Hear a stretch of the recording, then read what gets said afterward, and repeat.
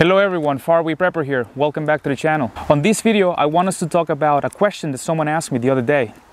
I haven't really heard anyone discuss this topic before, at least in the prepper community. The question is it time to leave America?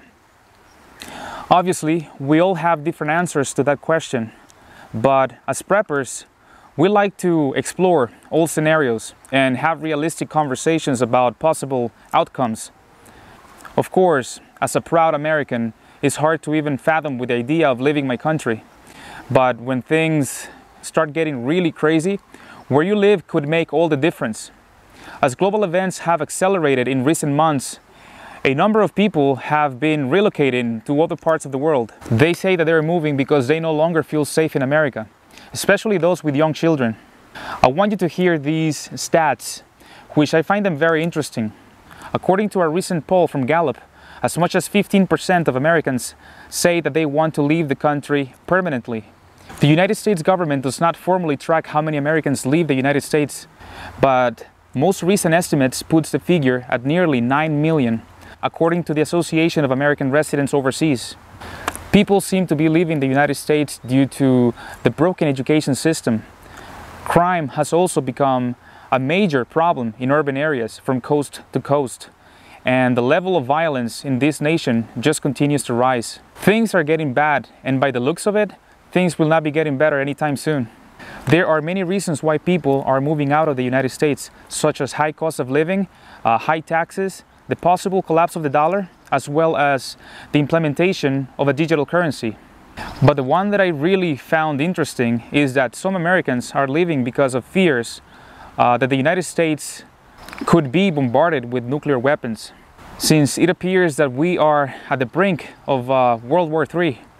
And some experts might even argue that we are already in World War III. I have received multiple messages from subscribers telling me that they have moved or are in the process of moving to the Southern Hemisphere, to places like South America.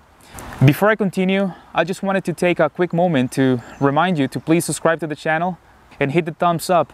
You might think that it doesn't help, but it really does, and I really appreciate it. Now, I'm not sure if you're aware of this, but Russia just passed a law to make it almost impossible for Russians to avoid a mandatory military draft. China is also starting talks about drafts, and they might make a move in Taiwan in the not so distant future, probably before the next election. So you can see that the temperature is rising on this topic. The fact is that the world is preparing for war. And if you're carefully paying attention, you would realize that the United States is becoming the main target here. And many nations are openly challenging the American supremacy, namely the BRICS, which is Brazil, Russia, India, China, and South Africa, with many other nations applying for membership. The world is giving the back to the United States, and that makes me very concerned, especially because the people who we expect to get us out of this mess are most likely the same people who created this mess to begin with. And of course, I'm talking about politicians. As many of you know, the First and Second World War were fought in the Eastern Hemisphere. But I think it's safe to say that World War III would be fought not only in the Eastern Hemisphere, but in the Western Hemisphere as well. Remember what Einstein said, "I know not with what weapons World War III would be fought, but World War IV would be fought with sticks and stones." Many radiation experts believe that in order to survive World War III and the aftermath of the use of nuclear weapons, such as nuclear fallout and nuclear winter, you would have to be located in the Southern Hemisphere. Places like South America and New Zealand, just to mention a few, since it appears that World War III would be fought mainly in the Northern Hemisphere. You know, it's hard to keep up with the bad news sometimes.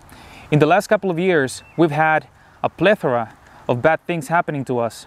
You know, in China, there was a form of torture and execution used for centuries called Ling Shi, which means death by 1,000 cuts. And it seems like that's exactly what is happening to us at the moment. At this point, I'm not sure where it's coming from, but someone has been doing a really good job for decades in removing American patriotism and God from schools, demoralizing our society, and dividing us in every possible way to break us from within. We are destroying ourselves, or at least we are allowing our adversaries to infiltrate our institutions. For instance, just look it up. How many universities take money from China? The answer? About 100 universities, according to a Bloomberg analysis of US government data. Harvard University received the most, nearly $100 million, with the majority of donations considered gifts. I'm sure we can all agree that if someone gives you $100 million, they'll probably want something in return, don't you think? It's just preposterous. You know, in 1838, Abraham Lincoln said in a speech, "America will never be destroyed from the outside.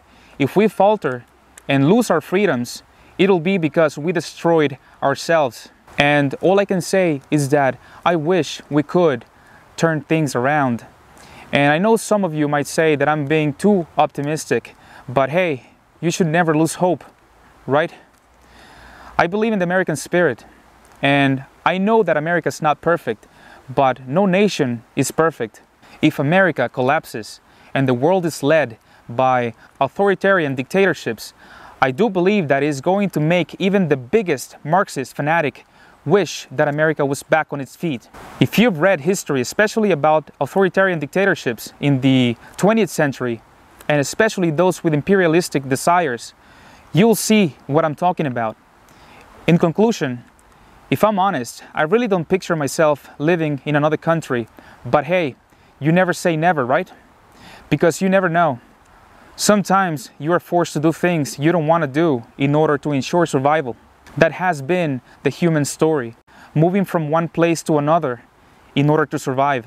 Alright my friends, let me know your thoughts in the comments. I'm very interested to see what you guys think about this topic. Please subscribe to this channel if you haven't already, and hit the thumbs up if you enjoyed the video.